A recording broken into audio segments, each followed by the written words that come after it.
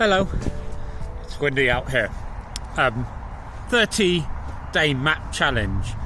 What is it? Well, it's just a selection of prompts over the 30 days of November. People use it for different reasons, you know, to create maps and to change things, whether they're in the OpenStreetMap community and using that data or not.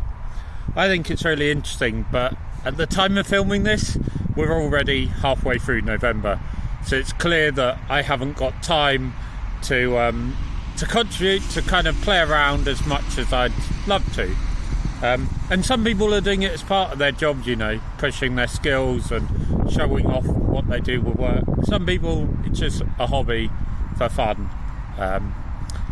But about this time last year, I was in Antwerp and I gave a talk about the art of OpenStreetMap. I kind of said I was really annoyed there isn't enough art made from OpenStreetMap data. The license allows anyone to use OpenStreetMap data. The technology allows it to be used in different ways. And all you've got to do is credit OpenStreetMap. So a lot of these submissions for 30-day map challenge do use OpenStreetMap data. Not all of them. Some use other freely available data. Some use quite strictly licensed data, but they are able to show the results of them. And so I thought I could look at these. I could see what of these submissions are art, and what just inspires me. I mean, art's tricky to define, but if I think of it as art, I'll share it with you. Where does 30-day map challenge happen? Well, there is a website, 30daymapchallenge.com, but that's just where the prompts are. It's all about the hashtag. Now, in the past years, that happened a lot on Twitter and was followed, and there's different reasons people leave Twitter, but I'm using Mastodon a lot now, so I'm seeing them on there. But I've been looking at these. It's hard, actually. I found on Twitter it's really hard to get the results of a hashtag way back more than 10 days, so I've struggled to find many as I've looked to review them on there. On Mastodon I had to scroll a lot. There's probably a better way to search, but I've started from day one. Instagram, there's a few things there, a few posts, and I think I've got a few I've selected. And Facebook, I did do a search, but there's not many there, and it doesn't list things in date order. So although social media is tricky and there's a lot of platforms I'm not on, I picked out a few of mine, and again, there's lots that are really cool to look at. Lots have interesting data or use interesting tools, but for this video I wanted to show you the arty ones that I found, or the ones that I'm like, that's art. So I'll try and do that on a video. Now I think I'm gonna split this up into multiple videos so that I can look at it differently, record it at different times. But I'll shift up, and I'll leave some space here where, well, maybe I'll shift up a bit more. We'll see. I'll edit in the pictures here. I've got my laptop out in the park to flick through the ones and my notes on why I like them. So yeah, if you wanted to see that, I'll leave in the description, I'll leave a link to all the ones I mentioned, or maybe a link to my blog which will have the long list and some comments, because I want to link you to these people that found them, because you might find their other submissions over 30-day map challenge interesting. But yeah, it's a bit cold up here in November in Scotland, so I'll crack on and show you the art maps that I found and enjoyed. So the prompt on day one is points. Now that's normally a way of talking about data and the type of data, but like a good artist, playing with the prompt often creates different works. So many people thought, well, points are also railway switches, where they change onto different tracks. So this one I quite liked. I like that idea mainly, and they went low styling, low detail here. Literally the track's very faint and all the points. at the main station of Zurich Hamburg. So, and then the other one is also in art. Less is kind of more. So this was Christian here kind of talking about classic argument is what's the north of Germany, what counts as South Germany, and so he picked, well, one city calls itself Pearl of the North and one calls it the Southern Star, so he kind of, less is more simple, avoiding the argument because there's not much on that map. And a slight spoiler, I guess, but I've seen that Christian's actually continuing with this theme of North and South Germany and that debate. As someone in the UK, I know it's a debate we have too. And then in the same vein, I think less and more, I like when maps are identifiable without the usual features, like roads and stuff. So Steve uses Ordnance Survey data here to display mail delivery points in this map, and it's Dundee. Even though I'm new to Dundee, I understand where this is, and it's art, but it still makes me think about more things. I can see holes where the two hills are, or I think possibly the main hill and then the hill and the hospital, less delivery point. And it makes me think about the different density. I was actually talking about this just before I started filming. And around the law, on the northern side, it looks like it's darker black. There's more delivery points. Probably because those buildings are a bit similar to the ones behind me, but they're flats. They'll have, 6 or 9 delivery addresses in them. Whereas on the south of the law, I remember walking past there, and there'll be big stone buildings, but there'll be big stone buildings, but they'll have one delivery point, and that kind of shows you the class again. Art playing with things, isn't it? Day two of the 30-day map challenge. That was lines. So again, another kind of geometry description we know in map making and cartography. So this one that I picked out for my choice of what's art is continuous postcode areas. So there were actually a few examples. I'll need to make sure I display them all up. The first one that I actually saw was Germany, I think, and the zigzags actually just struck me, and the colours. I thought, oh, that's beautiful, it's art, even before I knew what it was. But they had been inspired by someone that had done it for the US. Now, this is the postcode areas. In the UK, we have postcodes, but in other, which are letters and numbers. That's for another video. In a lot of countries, they're just a number, so you can see where they continue on from, and that's why you get the little zags, and then they jump to another area when the bigger digit changes.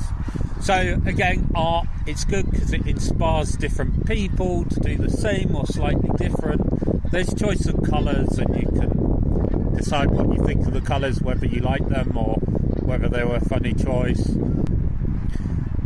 Day 3 was Polygons, so these are what you would think as areas, closed lines. And so the first one I saw that I really liked, it focuses only on 2 things. The parks and the plazas in Italy, repeats it for different towns. It's striking. I think they'd look good on a wall. Their submission that they posted was the whole kind of display of all of them, but I think you want to look up with them close so they look nicer individually, and you can see more what's going on. But it's just the striking, again, the boldness, it's posteriness, something that would look good on a wall, particularly I guess if you've got a connection to those places. I think this one was done, this one uses OpenStreetMap data, and I think this is what I wanted to see in my talk when I spoke in Antwerp about art. Yeah, that's for Italy. If I've been to a few cities in Italy, but I can imagine what would that look like in Durham. I'd have a Durham poster like that on my wall, maybe. Maybe for Durham the features wouldn't be plazas, but something different. And there you go. What was the next one was just playing around with different styles is an artistic kind of practice. So Steve's done, he just seems to keep playing around massively. He's generally using QGIS and OpenStreetMap, but here I don't know if he stumbled on this or tried to make it like this, but it's a map of Edinburgh as a stained glass window. I think the colours are a bit neon. I'd actually enjoy trying that myself and playing around with different things. That's something that I would like as a poster of Durham. Maybe I should try and find the time to do that. I think that would be fun if it replicated the stained glass window in the cathedral, but was actually a map of Durham, so maybe I'd just adjust the colours. But yeah, we all have our own personal preferences. It does look a bit neon, which I thought was interesting. The next one, so this was similar to something I talked about in my talk in Antwerp, was taking geographic features out of context. So here it's communes, administrative, political areas of within France, but they've faintly got the background of a base map, but it's just the line, and they've taken the most squarish ones. Isn't that interesting? Isn't it fun and playful in a way art is? And then this example on Instagram, you could say that it's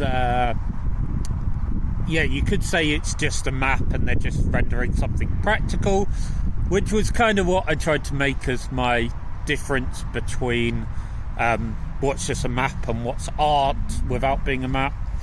But hey, what they're doing is they're taking a specific subject, really specific subject, in this case golf, and they're showing how strong OpenStreetMap can be in that field. This is possible. I don't know if this is the most detailed mapping of a golf course I've seen, but the image they produce certainly makes me feel like that. And so it's a map, it's an image, a map of OpenStreetMap and how powerful, how strong, how unique it is. And I think that's beautiful. I think it's good looking. So it's going in my category of art. Day 4 was Hexagons, and again it's different map feature. So hexagons are actually really useful for providing statistics, for showing data, being functional, particularly dividing an area, because if you just change somewhere by colour, you kind of see things as bigger or smaller than they are. So most contributions on day 4 of 30-day map challenge, they don't lead to quite my idea of art without a function, and they didn't inspire me. However, hexagonalising the country borders, I thought it was fun and quirky, and makes me think Scotland and other places have been a bit squished and squashed there. It's fun. I'm counting this one as art. In the same way, this was hexagoning a place again, but doing it for the whole globe, and also changing the height and the colour as well, particularly the height. And they did an interactive version of this as well, so you could click and span. You don't have to see this side of the world. I think that's fun. That's really cool. I wonder what that would be like made into a physical model. That would be fun, and something I might have on my desk. And then so that's hexagon. I thought it would just be data, but what about a smoosh of fictional and factual information? That's what created this artwork of places that Father Christmas could live. And yeah, you can look at this, you'll have to follow the link to see it in detail, but there's a text on what it's actually calculated from, the air temperature being nice and cold for him, evergreen needle leaves land cover, not many people, various things, but hey, it's fun. Fictional, factual, smooshing it together. Yeah, I think that makes some artwork, wouldn't you say?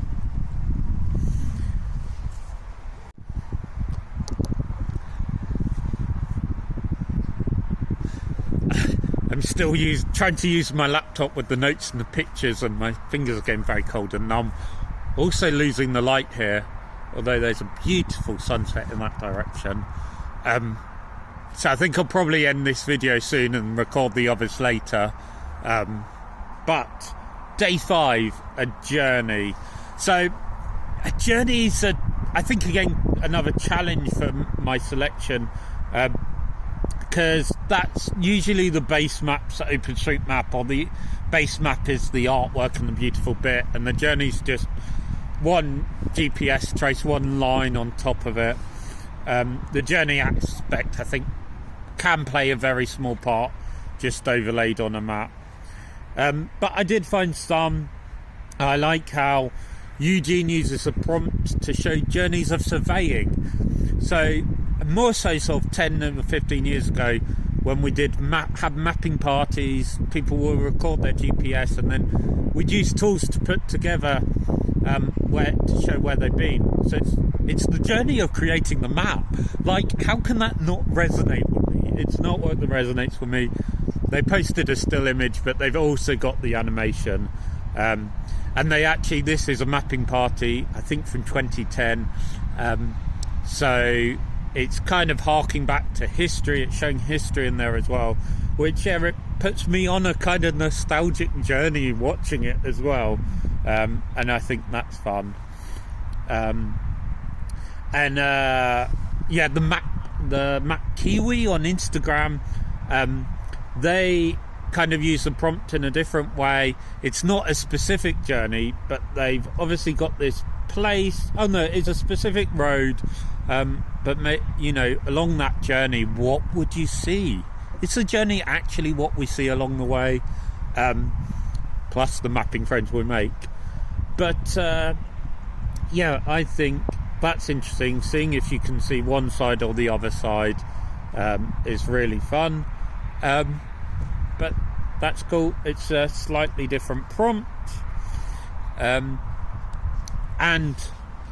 I'm going to pause there. I need to catch up on all the other days.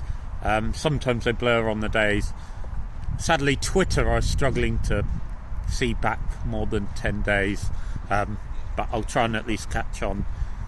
With these videos, I think I will chop them up into smaller ones and stop where I stop filming.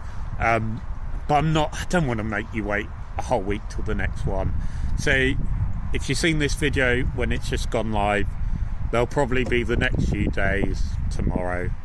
It just takes me a while to edit them together, to edit the random bits while I'm going, it's cold. Yeah, and enjoy. It is fun. Next year I should try and plan some time. I know some people start ahead of the day. But there we go. What's map art? Also, if you think I've missed any, I probably have. If you think I should have mentioned it, tell me. Tell me on a social media channel that I use, including the comments below. Great.